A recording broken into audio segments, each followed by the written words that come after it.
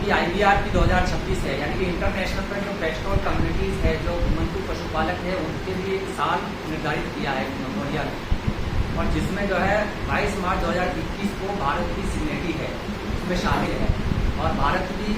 एक प्रदर्शन दिखाने वाला है कि हमारे देश में जो घुमंतू पशुपालक है उनका क्या इकोनॉमी और क्या उसका संसाधन, भारत की जैव विविधता और उसके संसाधन को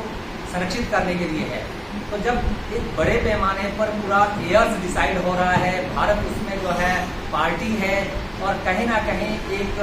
राज्य में ऐसे घुमंतू पशुपालकों के लिए इस तरीके की अन्यायपूर्ण खबरें कहीं ना कहीं पूरे उस IBR की 2026 को भी प्रभावित करने वाली है, ऐसा मेरा मानना है।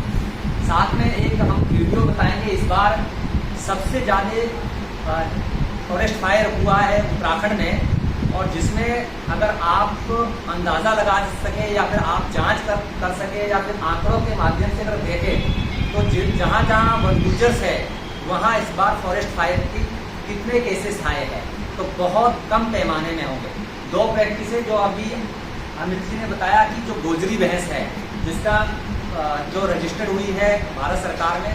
अभी 2023 में ही हुई है, जिसको सप्तमी नस्ल के रूप में जो है पंजीकृत किया गया है, और जिसका डिस्क्रिप्शंस है, जिसका उसका लाइफ सर्वाइव का पूरा एक जो हिस्ट्री लिखी गई है साइंटिफिक द्वारा जो सर्वे हुआ, उसमें एक चीज़ पाई गई कि जो ये भैंस है, इसकी जो निर्भरता है वो ज़्यादातर नेचर पर ही है, और ये ग्रेजिंग और पेस्टोरल तरीके से जो माइग्रेशन करके जो वो ग्रेजिंग करती है, उस पर उसकी निर्भरता है। साथ में ये भी पाया गया है कि इसकी प्रैक्टिस से कैसे जंगल में फॉरेस्ट फायर को कंट्रोल किया जाता है। तो बहुत सारे वनगुजर ट्राइबल युवा संगठन और एनिमल हस्बेंड्री डिपार्टमेंट द्वारा एक रिसर्च और सर्वे किया गया, जिसमें पूरे रिजर्व फॉरेस्टों के अंदर एक पगडंडिया बनती है जो ग्रेजिंग और लॉपिंग के लिए गोजरी भैंस जाती है, और वो एक लाइन से जाती है, और वो लाइन जो है क्योंकि ज़्यादातर जो है विंटर सीजन में ग्रेजिंग और लॉपिंग होती है, उसमें जब गोजरी भैंस जाती है और वहाँ लॉपिंग करने से वो फायर लाइन बन जाती है। तो जब फायर सीजन होता है तो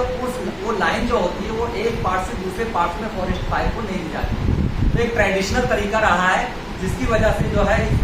गोजरी भैंस को जो है मान्यता मिली है। ये एक ट्रेडिशनल प्रैक्टिस है। और दूसरा, इस बार पूरा उत्तराखंड में एक मिशन रहा है कि वन गुजर्स फॉरेस्ट फायर को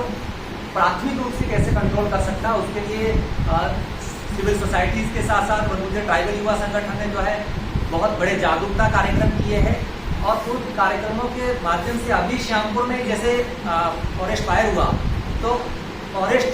डिपार्टमेंट से पहले वन गुजर्स ने आग को कंट्रोल किया, और साथ में फॉरेस्ट डिपार्टमेंट भी आया। तो जहाँ जहाँ वन गुजर्स है वहाँ फॉरेस्ट फायर के जो केसेस है वो बहुत कम रहे। पंचजन्य खबर में एक बात की गई है कि क्यूनी क्षेत्र में जो है वन गुजरों की बसावट हुई है, वो एरिया ट्राइबल्स घोषित है। क्यूनी के एविडेंस के रूप में हम एक दस्तावेज यहाँ पेश कर रहे हैं आपके सामने 1880 का, जिसमें 1880 में उन इलाकों में वन गुजर जो है माइग्रेशन करता था। तो अगर हम इस परिधि की बात करते हैं तो फॉरेस्ट राइट एक्ट या वन कंजर्वेशन की जिस तरीके से विस्तार रूप से मुरलीलाल जी ने बताया है, तो वो कहीं ना कहीं 3 पीढ़ी से ज़्यादा जो है अपना आप को प्रूफ है। और साथ ही में ये पूरा इलाका जो बाबर का इलाका है वो वन गुजर्स, क्योंकि हिमाचल में शेड्यूल्ड ट्राइब्स में है, और ऐतिहासिक रूप में वन गुजर जो है उत्तराखंड में जम्मू कश्मीर और हिमाचल से ही आया है, और पूरे उस इलाके में पहले से ही वन गुजर की बसावट रही है। तो कहीं ना कहीं तथ्यों